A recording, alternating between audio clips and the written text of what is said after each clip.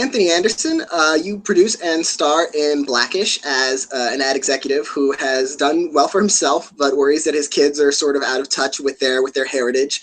You'd been attached to the project pretty early on in the process. What was it like, developing the show, being with it from the ground up? It was a great experience. The creator of our show, Kenya Barris, who's now become a great friend of mine, we sat down almost 2 years ago now. We're managed by the same manager, and we had never met one another. So this was just a meeting that we were having to get to know one another and see if we could be in business together in the future. And when we sat down, we realized that we had more in common than not.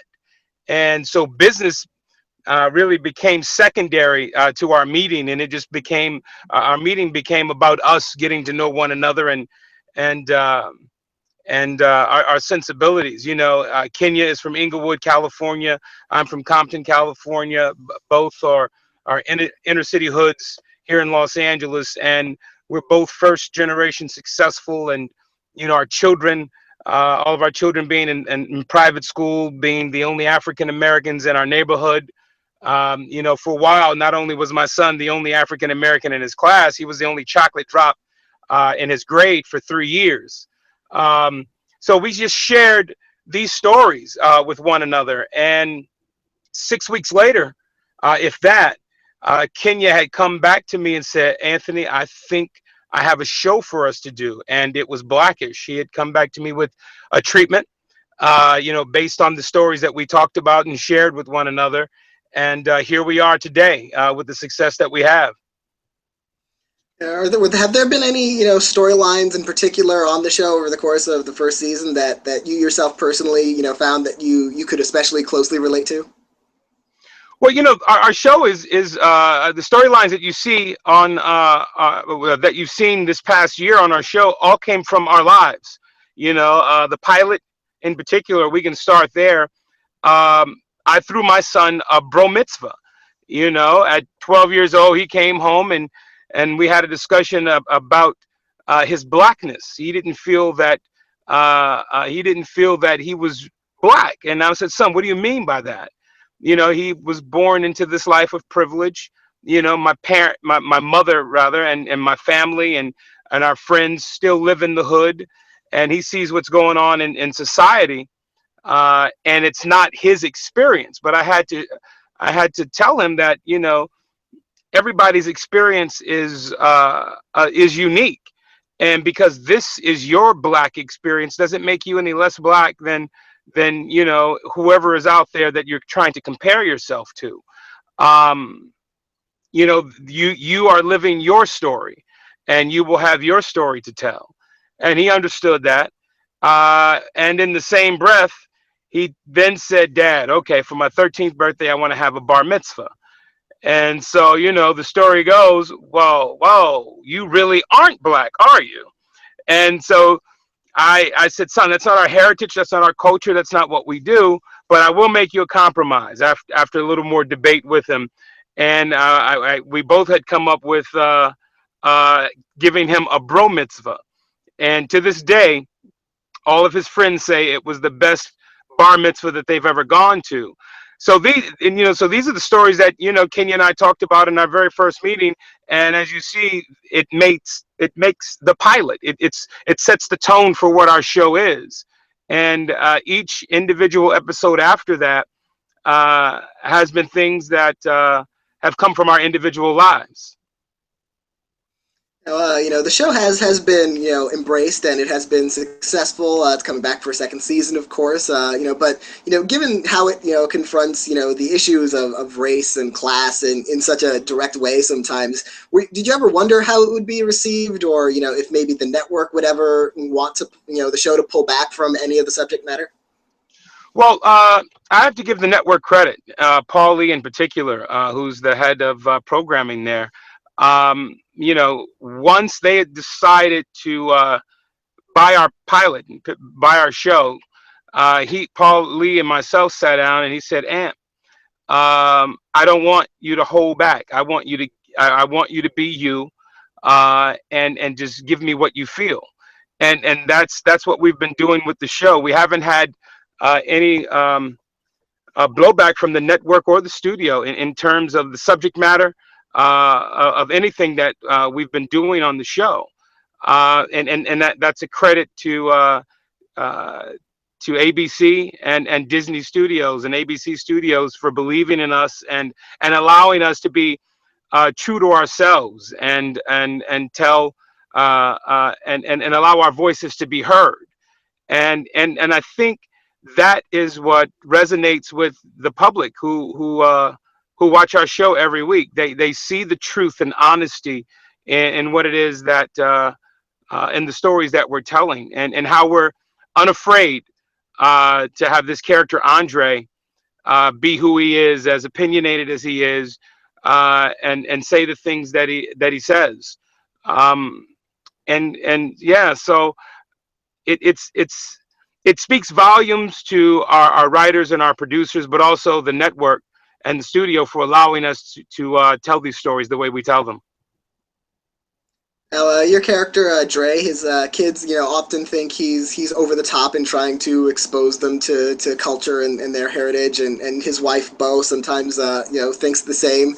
Even though this character is comes from a lot of your own experience, do you generally always take his side, or do you think he's do you side with his kids sometimes that he's trying too hard and overcompensating sometimes?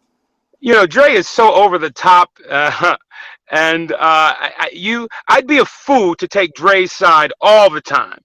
But the majority of the time, I'm riding with Dre. I get where he's coming from. Dre is I'm almost. I mean, the character was based on me and my sensibilities and who I am. So a lot of the things that this is one of the few characters that I've been able to portray where I can, you know, fully breathe life into as a character and as as Anthony Anderson. So for the most part, I ride and I side with Dre, but sometimes he can be over the top and a little left of center. And I step back and it's like, maybe I went a little bit too far with that. I'm going to have to ride with the kids and Bo on this one. Your father on the show is played by Laurence Fishburne, and he's also a producer. What's it been like working with him on screen and off screen? Well, it's been great working with Laurence. Laurence and I have known each other close to 10 years now. We had a chance meeting in New Orleans. I was down there filming a television show. Laurence was there filming a movie. He also has a home there, and we happened to bump into each other walking into the lobby of our hotel, or lobby of my hotel, and there was this kinship, this instant this instant friendship between the two of us. And so we've kept in contact over the years. And when Kenya proposed the idea of Laurence Fishburne being my father, I was like, let's do it. And so we went out and got Laurence on board, and he was all with the idea. And working with him, I'm learning a lot every day, as well as enjoying my time on stage with Laurence, but also with Tracy Ellis Ross and with all of these talented children that we have on our show. It's just been a blessing all the way around. The family dynamic overall is of course very important to this kind of show, and a big part of that is having the right actors. They're playing Dre and Bo's four kids. So how has it been working with those actors over the course of the season? And how have you all settled all into that those characters and that dynamic? I sat in the casting session for everyone, and read with all of the actors that you see on our show from beginning to end, and so I got to handpick my family, and I picked the cream of the crop. And what's truly a blessing for me is to see these children that we work with every week, see how much they've grown from their audition phase to the pilot phase through filming 24 episodes last season, and just the strides that they've made as individuals, but how much they've progressed as young actors, and how they're handling that. And I look at these children as if they're my own children, and I love them dearly. And we have a ball every day. I had a chance to talk to producers Kenya Barris and Jonathan Groff recently, and they both talked about how they thought, especially the back end of the season, like the last batch of episodes for the season, was an especially like strong period for the show. Did you have that same feeling that towards the end of the season, the show is really sort of finding its groove and firing on all cylinders? Oh, exactly, exactly. I feel the same way. We all felt the same way. Everybody found their stride. Everybody, everybody got their sea legs. This last quarter of the season, and it goes back to what I was saying a second ago about watching these children grow. You look at Lawrence, Tracy, and myself. We're seasoned veterans, but to look at little Miles and Marseille and why are their names escaping me right now? They're going to kill me. They're going to kill me. Miles, Marseille, Marcus, and Yara. Whew, I'm sorry, children, if you're watching this. I love you. But just to see how strong they came on, and the confidence that they would build every day, every episode, and how I watched them become fearless throughout this last quarter of the season is what it was all about. And we did finish strong. We finished strong, and I give it all to the children. They do the heavy lifting. Tracy and I, we sit back and we chime in when we can, but I believe that our children do the heavy lifting with this show.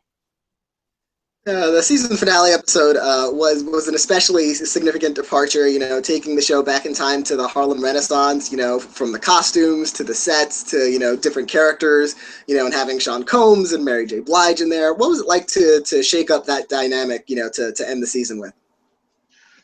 It was great. I thought it was a great episode to end with. We end our first season with the story of how the Johnson family came to be.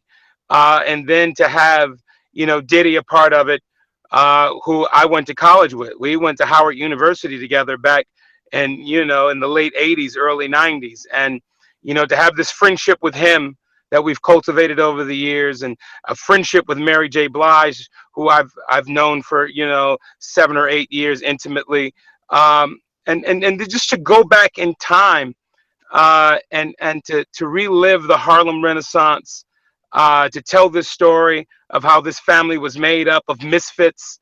I think what was a great twist and a great way to end the season, but to also get people engaged in coming back at the beginning of the season, at the beginning of our second season. You've done a lot of TV over the years before this, and you've gone back and forth between, comedy and some drama also, like, Law and Order and The Shield. Would you say, you feel more at home in one genre or another? Like, do you consider yourself primarily a comedian? No, I consider myself to be an actor. And I've been blessed with the gift to be able to dance in both worlds, comedically and dramatically. So first and foremost, I'll say I'm an actor. Comedy is something that comes second nature to me, and it's very comforting, very comfortable for me to be in that space. But I've also trained at this since I was 9 years old, and to have the ability to go back and forth, as you say, from The Shield, Law and Order, and movies like The Departed, and things like that, and then to be able to do Kangaroo Jack, to be able to do Blackish, to be able to do the Scary Movie franchise and things like that, is just I can't even begin to explain it, because I don't want to speak of myself as if I'm holier than thou or whatnot. There are a ton of actors who can do that. I just happen to be one of the fortunate ones in that group that can do it as well. One of those past credits, of course, was Law and Order, where you played Detective Bernard towards at the end of its run, and the show was famous for all the cast changes it went through over the course of the year. So it sort of ended as a different show than it began in a way. But what was it like, to be for what was very much the end of very much an institution in the TV world? It was sad for that one to go for me. We tied Gunsmoke for the longest running hour-long drama in television history, and I thought we would have gone on to break that record. And unfortunately, we didn't. But the thing about Law and Order, it was never really about any individual character on the show. It was always about the crime and solving that crime. I believe I was the 26th cast member, cast change since its inception. And I think all of the characters could have been replaced at any given point in time because it was never really about us. It was about the streets of New York and what happened in those streets. And I think that's a testament or reason for its longevity. To this day, you can tune into a Law and Order episode, and even though you've seen it 50 or 60 times, you still get caught up in it and watch it through. I know that's what I do. With Blackish, we've got, award season coming up with Emmys, and you were nominated at Critics' Choice, but the show got this huge reception at the Image Awards recently, where it won Best Comedy, and it swept through, all the acting categories, including yourself for Best Actor. How was that whole experience, since you were also, hosting that show for the second time, and then having Blackish, embraced in such a big way? It was truly a coup and a blessing for all of us. It's always great to be recognized by your peers and your community. I've been nominated for an NAACP Image Award, I think 10 or 11 times. And last year was the first time that I won. And I was fortunate enough to go home with 2 awards for, Best Actor and Best Comedy Show. And it was amazing. You couldn't have charted out the path that we were on last year and where we see ourselves going in the future. It was definitely an amazing time for us. And it was like you captured lightning in a bottle. I believe that's what we did.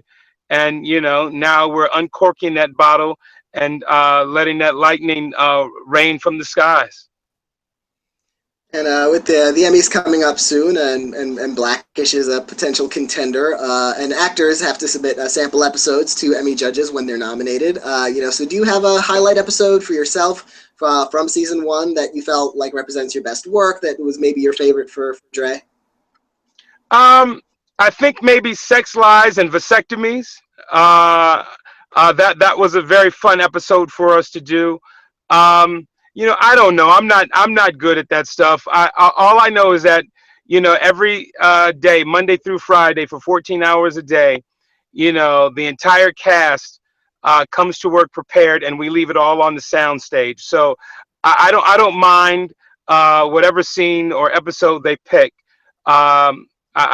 Because I believe we put in the work in every episode. So whatever you pick, I would be happy to submit that in. Well, I want to, congratulate you on, the success of Blackish and the Image Awards, and fingers crossed that the Emmys coming up. There's a lot of new TV coming in, and a lot of new sort of rule changes. They've expanded the comedy series and drama series fields to 7 apiece. So, fingers crossed that we get some new blood in there this year.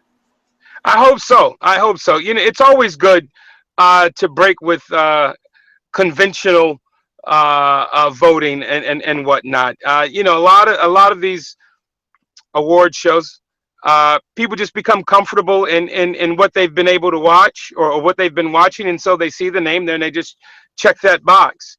But hopefully, not only for our sake, but for every new show that's out there, people give it a chance. People watch, and hopefully there's a check next to the box for Blackish and for all the other new entries that will be there this year. Well, congratulations again, and thank you very much for talking to me today. Oh, Danny, thank you very much for your time, brother.